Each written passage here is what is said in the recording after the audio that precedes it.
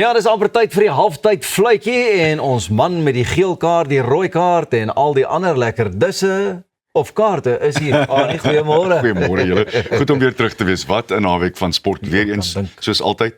Al wat ek net wil sê is Blitsbokke, julle dorings. Was dit nie wonderlik nie? He? So goed.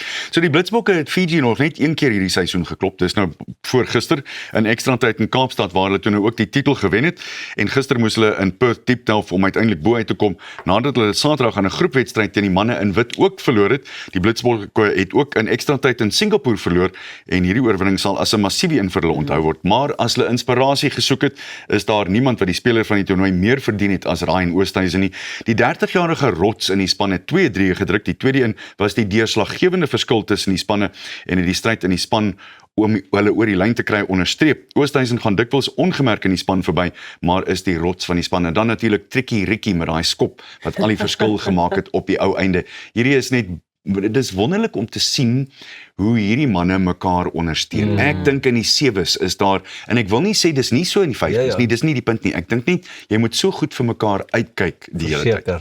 Ja. So, ek dink ook die feit dat hulle nou so goed gewen het, hulle het bietjie deurgeloop so 'n paar weke terug, want hulle het nie so goed presteer soos wat ons gewoonlik van hulle verwag nie. So this is really, really good for them. I think they were a little bit like our juice. They were a bit rusty. That could be a bit rusty. They were, that first tournament back this year, they were rusty. There's no doubt about that. And I think often that's okay, because you can't just step in at that level. Some teams can, sometimes, but no teams can do that all the time. It's a bit like, I don't know about you guys, but hierdie gebeur met my op 'n maandagoggend. Ons is Vrydag af, en maandagoggend dan dink jy, jy beter sharp wees ou man, dis sulke tyd. En dis wat gebeur, dink ek. Kan ek ook daarom net sê, ek is bitter bly dit was teen wie? Fiji. Ja. Ouens is groot. Hulle is baie goed, so it's really showing. Ja. They are massive and they are quick and they're inventive and they make the most incredible gaps where you don't think there is a gap. In elk geval gepraat van gap, die Wêreldbeker T20 in Engeland het net vasgeklou om Nepal met 4 lopies te klop in 'n laaste bal riller. Dit was gister in Mumbai en een van die grootste skokke in die geskiedenis van T20 Wêreldbeker sou wees, maar uiteindelik het hulle dit toe nou vermy. Nepal se Lokesh Bam 39 nie uit nie, het 'n imposante 185 nagejaag om te wen, maar het 'n 6 nodig gehad van die laaste aflewering waar deur Sam Curran gebou is, maar kon die bal net in die dekke inslaan vir 'n enkel lopie. Dit was 'n pynlike einde aan 'n dapper lopie tog deur die relatief onbekende span wat Engeland se voorste bowlers Jofra Archer en Adil Rashid behoorlik gestraf het. Jacob Bethel 55 en Harry Brook 53 het vinnige 50-talle gemaak en dit was Will Jacks wat uiteindelik tot 184 vir 7 deurgetrek het. Ek is mal oor die feit dat jy sê 'n relatief onbekende span. Ja. Ek het nie geweet Nepal speel cricket nie. Toe ek gister sien England versus Nepal, I was like, really? You think they only climb Everest? Exactly. They only have Sherpas up there. This was a heck of a performance. But what it does mean is I think that the margins with T20 is just so much smaller. You don't have a lot of gap. And if you lose the toss, that could be the difference. 1 or 2 runs here or there, as we saw here. I mean, it was one swing of the bat and Nepal beats England. And you're going, like you say, ek het nie eens geweet hulle het 'n cricketspan nie. Ja. Maar ek wil daar net vir Engeland sê, as jy begin koue rillings kry het, ons weet hoe dit voel, alhoewel dit nou nie cricket was nie, maar daar was 'n storie met Japan en die Springbokke. Moet nie eers dit sê nie, asseblief. Moenie, los, uit. Nou, Los.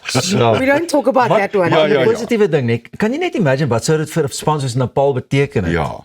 Om skielik in daai ranks in te beweeg, en vir die land. Ja. En vir die land. Ons weet almal wat dit beteken vir jou nasionale siege as jou span so iets reg kry. Ek kry eintlik hoendervleis as ek daaraan dink, want dit sou sonder om Engeland te wil bash, dit sou wonderlik gewees het. I think it is wonderful. Exactly. Even though they didn't win, You're right. they've put themselves on the map Absolutely. now. You're absolutely right. Well done. Ja. Ek en jy gaan weer met ander oë kyk na Nepal as ons hom weer sien. Dan gaan ons sê, maar kom ons kyk maar hierdie game. Exactly. Net so terloops, ek wil graag vir julle sê nou dat ons daaroor praat, ons span, die Goeiemôre Good Morning span, moet op een of ander manier uitwerk dat ons kan gaan na die basecamp toe van Everest.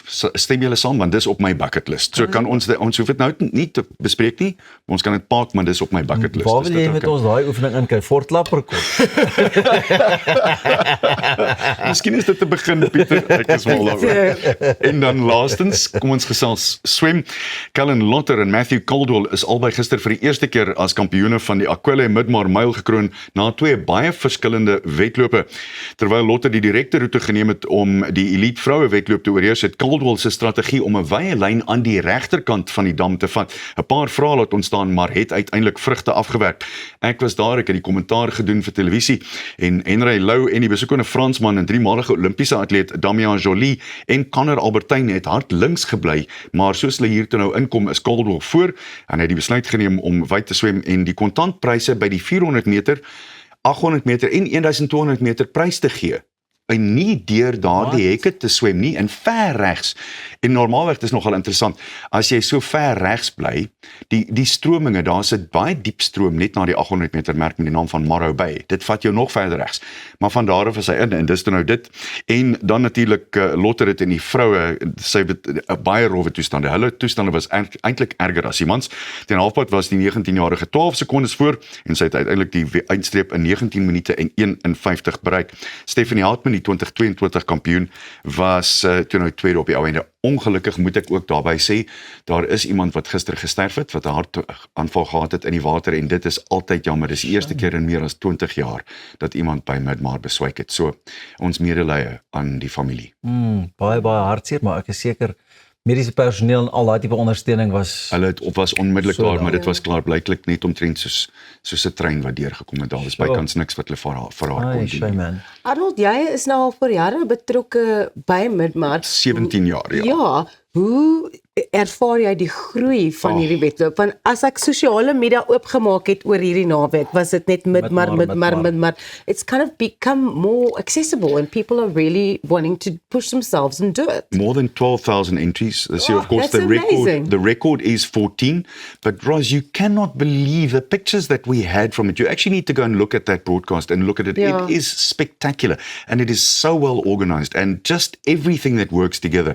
It is, look, it's not called the world's biggest open water swim for sommer net so. Yes. It is absolutely spectacular. No stone is unturned to make sure that swimmers have a great time, and they do. Die komrits van die water. Volgende jaar? Presies. Nee, dan kry ek hulle liewerste aan die voet van Fort Lapperkop. Nee. Nou geskakel, ons is net nou weer terug, asseblief sommer net hierna, swem nêrens heen nie, bly net waar jy is.